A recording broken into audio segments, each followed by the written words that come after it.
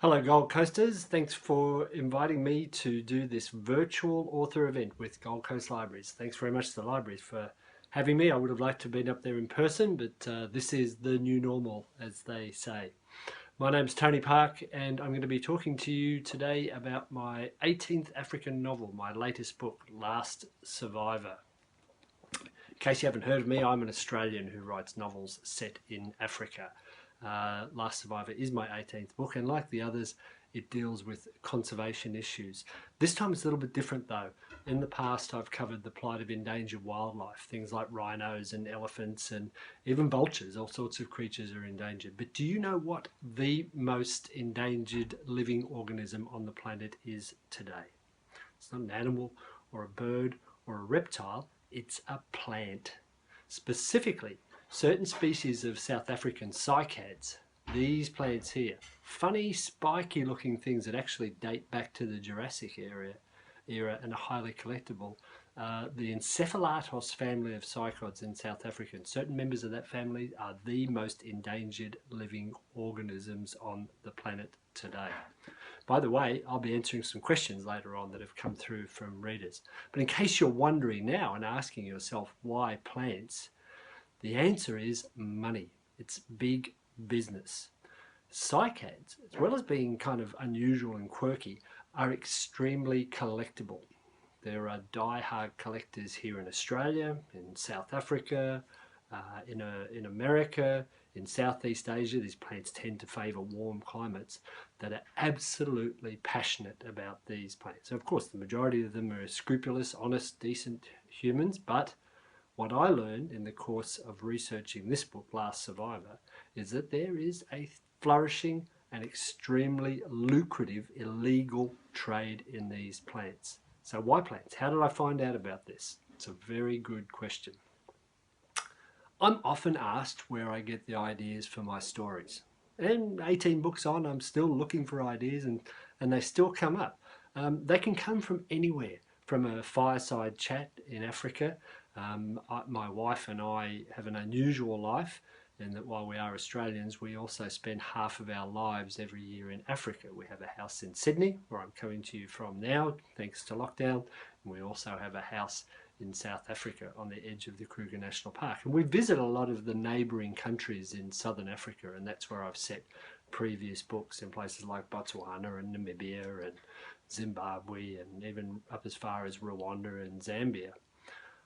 I was in, I won't say which country I was in, I'll protect the person involved. I was in one of the countries that I visit in southern Africa, and I caught up with a friend of mine who has a lovely garden, and we were wandering around her garden. She's very passionate about what she is, and she had moved. She had been living elsewhere and had decided when she moved to bring all her plants with her. And I'm not a gardener, but let me tell you, this would have been a major logistical effort to move all of the plants that she had relocated from one garden to another. And I said to her, why did you bother? To which she answered to me, they're worth a fortune.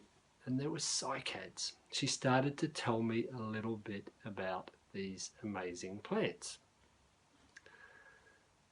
As I said, they're collectible, and one of the reasons they're collectible is because they're becoming increasingly rare. They are sought after by collectors. There's also a market for cycads in the African traditional medicine. They're known, their other name is the bread plant. They can be eaten. The core of a cycad, it's not called a trunk or a stem, it's called a cortex, is a very fibrous type of plant, and so if it's boiled down and cooked, it can be eaten by people in times of, and traditionally was eaten in times of terrible drought, but pretty hardy circumstances. I don't think it's the nicest thing to eat, and it's sometimes marketed. Sometimes cycads are marketed for use in traditional medicine, but that is a very small part of the market. The big end of the market is collectors, just people living in the suburbs who want an unusual plant in their house. Now, the rarer the plant is, as my friend was explaining to me, the more valuable it is. So I asked her, how much? What's the plant worth? Cycads tend to be charged based on a price per seed, as I learned, or per centimetre in length of their cortex, that stem up the middle. By the way, the cycad, in case you're wondering about this picture, it can look a little bit like a palm. It's got very spiky leaves, but it has these very distinctive, very large cones, the same as what you'd find on a pine tree, like pine cones. Cycads are actually more closely related to conifers, things like pine trees, than they are to palm trees. And these cones can be very garish colours, bright oranges and yellows, which gives them an attractiveness to collectors. My friend was telling me that the rarer they are, the more valuable they are. She said they can go for upwards of $1,000 per seed or per centimetre. Now, if you have a plant that's maybe a metre tall, that plant could be worth $100,000. Now, the authorities in Southern Africa and Australia and America know this, and they know that there are unscrupulous people who will go into the wild where these plants grow naturally and dig them up and take them out. And that's illegal because they are protected, and they will sell them, and they will pretend that these plants have been propagated because there is a very lucrative and I must say largely honestly run business around the world of propagating these cycads. But what they'll do is dig the plants out of the wild and palm them off, no pun intended, as a growing plant, as a propagated plant. Now, they pay poor people from rural areas around Southern Africa where these plants grow in a pittance to go and dig these things out of the ground, putting themselves at risk of imprisonment by the authorities. And then they ship the plants out of the country. Now, the trade in cycad is regulated. You need a permit to sell and to export these plants.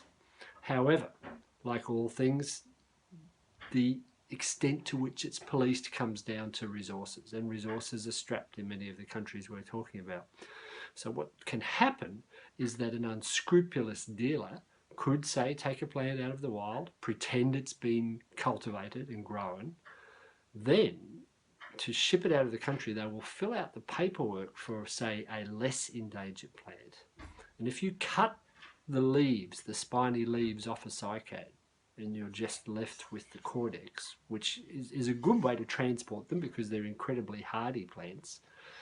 One cortex or stem can look pretty much like another, and so these plants are purported to be a less endangered, less valuable species, and they're illegally shipped out of Africa to collectors around the world. As I said, it's worth a lot of money. Seedlings are worth a lot of money. The trade, the more I dug into it, so after I spoke to my friend, I thought I would start researching this because it sounded like something a little bit offbeat, and it's a problem. It's a very real problem, but one that wasn't getting much coverage in the media. The other thing she said to me was that about 15 or 20 years ago, there was an international undercover operation. She said it was an FBI operation. I later learned it wasn't the FBI, but it was an undercover operation run by the United States Department of Fish and Wildlife. And that this undercover agent brought down an international smuggling ring. So I thought I had some research to do now. I had an idea possibly for a story. It's a funny thing when you're looking for an idea for a new story and something like that just lands in your lap. It's an almost physical sensation that you get. It's like I get a tingling in my fingertips when I think this is a story, and I thought this was something fascinating. And as far as I knew, no one had written a novel based on these incredibly rare plants and this lucrative illegal trade in them. So I set about doing my research. Not a lot. I don't do a lot of research before I start writing, just enough to get me going. Through a bit of Googling, which I don't like to do because the internet can be a bit of a waste of time, but the internet is useful for finding people. And through the internet, I was able to find some stories about this undercover operation. It led me to a guy by the name of Ken McLeod, who I actually found on Facebook, alive and well in the US, retired from the United States Fish and Wildlife Department. But Ken was the agent in charge, a special agent in charge, who went undercover for a year or two to bring down an international cycad smuggling ring. Posing as a wealthy American businessman, he travelled to South Africa and was able to meet people from South Africa and America and Australia at international cycad conferences. And he was able to befriend them and to get information on this illegal trade. the year after, when the next international Cycad conference was held, it was held in Las Vegas, and it was there that Ken and his fellow agents sprung their trap, and using hidden cameras, undercover detective techniques, they were able to bring down this international ring and effect a number of arrests. So Ken was very helpful. He provided me with a lot of information. I also contacted some people in South Africa, a good friend of mine, Michelle, who's a botanist, and also some people from the South African Biodiversity Institute authorities, an organisation called SANBI. And they were very generous of their time, and they explained to me the extent of the situation. Also an academic from Stellenbosch University, a professor who helped me there, a guy by the name of Vainand, he gave me some information as well. He told me some amazing stories. This trade is not only illegal, it's unscrupulous. And these are people who are plant lovers. The other scam, the other crime they'll do is sell off what they call suckers or pups. Cycads produce, kind of like humans do, they have a male and a female and they produce a baby. And like the cordexes, one baby that's not fully formed can look like another, and so it's quite easy again to palm off a cheaper, more common cycad potentially as something more valuable. So unscrupulous dealers will sell someone a sucker, a pup, a baby, say it is a rare cycad, but in effect it's not. So how does the purchaser then know if they've been ripped off? The answer is they don't, because the pup is sold on the condition that, hey, it's a plant, it might flourish, it might not. But what the unscrupulous dealer has done, believe it or not, is put that baby in the microwave to destroy its tissue so that he or she knows it will never reach maturity. These are criminals, no doubt about it. So I got all this information and I thought, how can I turn it into a story? It's funny how things do come together. I was talking to another guy, one of my readers, and a friend of mine by the name of Nigel, who was actually in Zimbabwe and attending a book launch event, and he came along. And Nigel's an interesting guy. He had been working for a non-government organisation called Chingeta.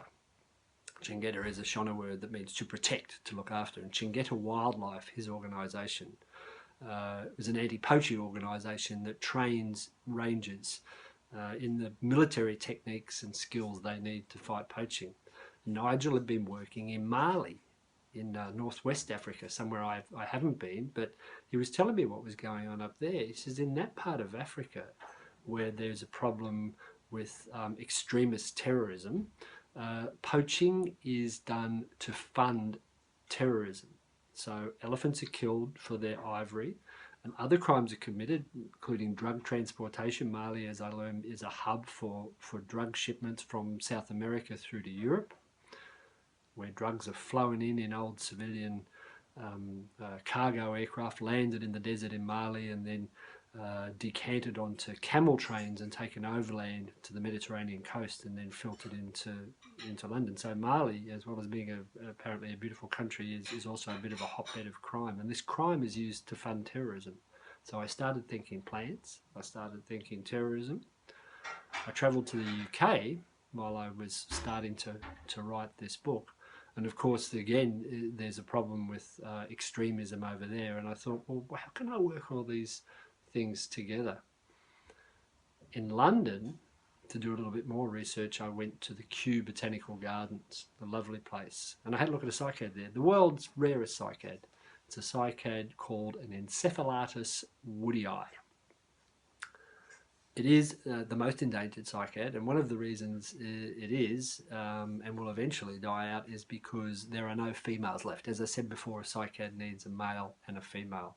There are only male Encephalatus woodii left. I think there's in the order of maybe 82 to 100 of them left in the world, and one of them, the last one taken from the wild, is in the Kew Botanical Gardens.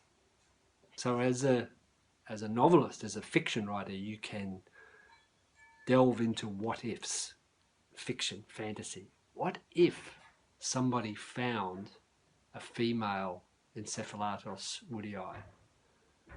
That would probably be the most valuable cycad in the world if it was the only one of its kind. And it could be worth millions of dollars. What if someone found one and then stole it and used it to finance a terrorist attack? And this seemed to me where all of my ideas started coming together. But who was going to commit this crime? Who were my villains or my cast going to be? These people that deal in this trade are everyday kind of men and women. So why couldn't my characters, my villains, be just like that? And I started to think, what if you had a group of plant fanciers who got involved in this organised crime? Not all of them, maybe just one of them. I won't give away what's in the book. But your grandmother and grandfatherly type people, but they're turning to organised crime. And it came to me an idea. I was having a cup of coffee in Pretoria with some friends of mine, and next door to the coffee shop was a gun shop. And it's funny how ideas come together. I thought these people could be plant fanciers, gardeners, but they could also be gun nuts, and that would give me the cast of interesting characters to populate this story. So basically what happens in Last Survivor is a member of the Pretoria Cycad and Firearms Appreciation Society, a lady by the name of Joanne Flack. I won't tell you everything that happens, but she comes across the rarest cycad in the world, a female encephalitis woodii. And her organisation is entrusted with looking after this cycad, but it goes missing. Joanne leaves South Africa for London under a bit of a cloud, and the cycad disappears. Her friends, the owner of the cycad, a wealthy Kuwaiti prince with a love of Africa and game farms, who's set up a garden and a wildlife reserve in South Africa, are all on the lookout for Joanne, who's gone missing at the same time as the cycad. Did she take it? I don't know. You'll have to read the story to find out. But they have to track down, the authorities have to track her down, and the CIA is called in, bringing back one of my old characters from my second novel, Zambezi, Jed Banks, who now functions as the head of the CIA in Africa, is on the trail to find Joanne. And who else better to track down a heavily armed elderly lady than my other favourite heavily armed middle-aged lady, Sonja Kurtz. Sonja is a recurring character in a number of my books, The Delta, An Empty Coast, and The Cull, and she is a supposedly retired female mercenary. She's actually a US citizen now, and she's contracted by Jed and the CIA to help track down the missing Joanne. And the members of the Pretoria Cycad and Firearms Appreciation Society are in on the job as well. I had a lot of fun writing this book. There's a bit of humour in there. If you can imagine, there's a bunch of gun-toting people in sensible shoes getting around the bush looking for their missing friend and their missing plant. That's the sort of book we're talking about as well too. I travelled a bit while writing the book, so the book moves from South Africa to the UK, just as Joanne does, and then to Zimbabwe, where I ended up back in Victoria Falls. My wife and I have taken on another venture with some friends. We've invested in a safari lodge in Wangi National Park, Zimbabwe, a place called Nantwich, and so the action moves there for a little while, where Sonja and her on-again, off-again boyfriend Hudson Brand are reunited in the book. Hudson's appeared in a couple of the other books, The Hunter, An Empty Coast, and The Cull, and as I say, he and Sonja have a very much on-again, off-again thing, so he's brought into the story as well. He's a safari guide / private investigator. What happens at the end? Well, I can't tell you that because then there would be no fun at all, but I can tell you that the book's out now and available in the libraries. If you do get hold of a copy, I hope you enjoy it. I really do hope you enjoy it. These are tough times for all of us, and I would rather be back in Africa now. I should be back in Africa working on my next novel, but I'm stuck here in Sydney for the time being. One of the things I have enjoyed about lockdown is the chance to read more, and I hope you're finding the same pleasure, and I hope you're finding the libraries a source of comfort during this time. Now, I have been given a few questions that have been passed on to me from readers. What inspired me to write a book with a switch from animal to plant focus? That is a good question. I have written about rhinos and elephants and other endangered animals in the past, as I said, but I think in this book I wanted to point out that the environment, the wild, it encompasses much more than the megafauna, as it's called, than rhinos and elephants and big ticket assets. So many birds and reptiles and smaller, lesser known creatures are disappearing from the face of the earth every day, as are plants. Collectors, honest and illegal, will tell me that these plants are better off in someone's garden. That's not true. These plants come from the wild. They're part of the functioning ecosystem. And when we lose them from the wild, we lose them forever. Exactly the same as if we lost rhinos from the wild forever. It's not acceptable. And so I wanted to help bring some attention to this lesser known problem that's going on. What did I enjoy most about writing this book? I had a lot of fun with this book. It is deliberately a bit out there. It probably pushes the bounds of credibility more than some of my other books, which have also focused on serious subjects, but the books have been a bit more serious. If you read this book, I want you to have a laugh.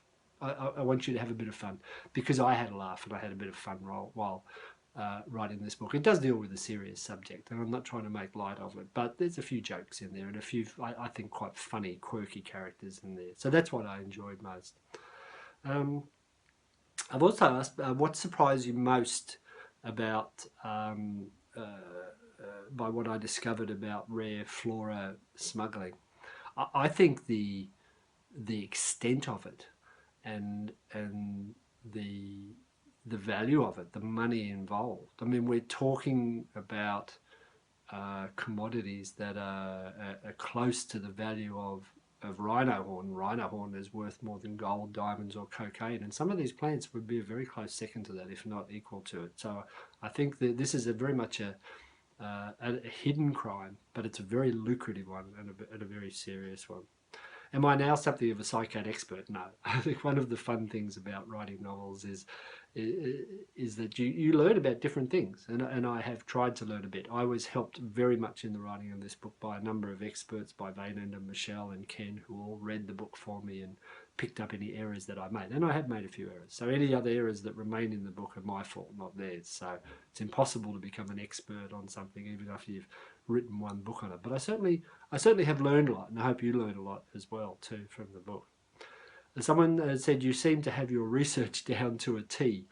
What advice do you have for budding writers? Well, I have a bit of advice for research, and it's based on things that I have learned the hard way through writing 18 novels and 6 non-fiction books as well too. Research is fun. It can be lots of fun. I enjoyed learning about cycads and this whole murky other world. But one of the risks with research is that it can take up too much time. It can slow down the writing process. You can get so engrossed in research that you stop writing and you spend more time than you should researching. The other risk is that you become caught up in something new that you're interested in, and you try and squeeze everything you've learned into the book, and that's not possible. If you put too many facts and figures in, you're going to start detracting from the story itself. So my advice for writers when researching is write your book without doing very much research. As I said, apart from going to Kew Gardens and seeing that plant and talking to a couple of friends, I deliberately did not do a lot of research to start off with. If I was writing the book and I needed to know something about a particular cycad or a particular issue, I would just write check in bold type in the manuscript.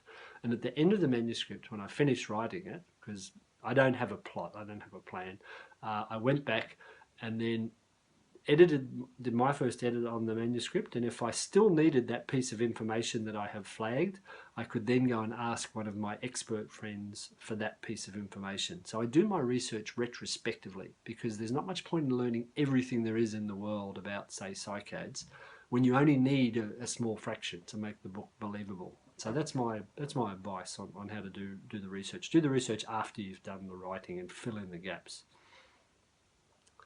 How and where have I spent lockdown? What am I most looking forward to for the rest of the year? I've been in Sydney. My wife and I very nearly decided to fly to South Africa just as the lockdown was starting. But I think we made the right decision by staying here in Australia, because I believe our governments have done a very good job, as have the people of Australia, in keeping COVID-19 under control. The lockdown has been quite harsh in South Africa and Zimbabwe, the countries that I visit, and I think we've enjoyed a number of freedoms, even though it may not feel like it. We have enjoyed a number of freedoms during our lockdowns here in Australia, and we've done a good job. I am looking forward to going home to my other home in Africa, and visiting again and seeing our lodge as well. I will inevitably be travelling around Australia and supporting local tourism, but I am also, as soon as I can, looking forward to getting back to Africa. Which other writers inspire me? I don't know. I read a lot of different writers, different things. I was a big fan of a guy called John Gordon Davis, who used to write novels, some set in Africa, not all of them. He wrote a number of books with environmental themes as well too. He's quite ahead of his time, sadly passed away, but John Gordon Davis is a great author. I love the wit as well as the pace of books by Nelson DeMille, the American thriller writer. And he inspires me not only to write good thrillers, but to maybe inject a bit of humour into my books. I'm a big fan of one of our local authors, former Queenslander, I should say, now living on the New South Wales North Coast, Peter Watt, who writes ripping yarns set in Australia and the South Pacific as well too. So I do recommend Peter Watt's books, and I love reading it. He's actually a really nice guy. What am I reading at the moment? I'm reading a novel by an American friend of mine. This time last year, I was in New York in July speaking at the International Thriller Writers Conference. It goes to show how much your life can turn around and change in 1 year. His name's Al Pessin, and he wrote a book called Sandblast, which I'm reading at the moment, which I'm quite enjoying, and I look forward to reading some more of that in the future. What's the next big project for Tony Park? I am working on my 19th novel, which will hopefully be out for next year. It is set in Africa, but I've been writing a lot of it here in Sydney in lockdown. And let me tell you, it's not easy. I say often when I'm asked questions about how I write, that I write my books on location in Africa. I get my inspiration from the scenery and the wildlife and the people that I meet on my travels in Africa, and it's true. So I'm doing this book quite a bit from memory, and also by talking to friends over in Africa at the moment. It's got quite a strong focus on African traditional beliefs and culture.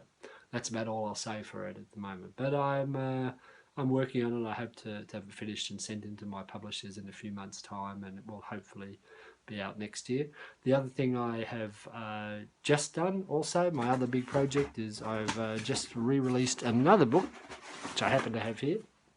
It's an old book that came out in 2010 called War Dogs, and it's by a guy called Shane Bryant with me. It's a true story. It's Shane's biography. Shane was a former Australian Army and New South Wales Police dog handler who ended up serving in Afghanistan in the war as a civilian contractor attached to the United States military, United States Special Forces. And back in 2010, I wrote Shane's story, which was certainly fascinating enough at the time. He was an Aussie who was ex-military and police, a civilian who was working on the front line with the American Army in Afghanistan. The book did quite well back then, but we've decided to re-release it, and it's been updated because Shane ended up spending 10 years in Afghanistan on the front lines, and as a result was diagnosed with post-traumatic stress disorder. And this uncovers a little known problem about civilian contractors in the military who are suffering PTSD but don't have the same support networks that our uniformed personnel do. So Shane's story just got more interesting, and so that's been re-released. But for now, it's full steam ahead with Last Survivor, my latest book. If you do get a copy, I hope you enjoy it. I'd like to say again a very big thank you to Gold Coast Libraries for having me on this virtual author encounter, and I'd like to thank you for your support of me. If you have read my books, if you haven't, I hope you do, and other Australian authors via the library. The library network in Australia, I think, is one of the world's best, and it's an important part of every community. So thank you for your support of your local library, and hopefully of local authors. Thanks very much.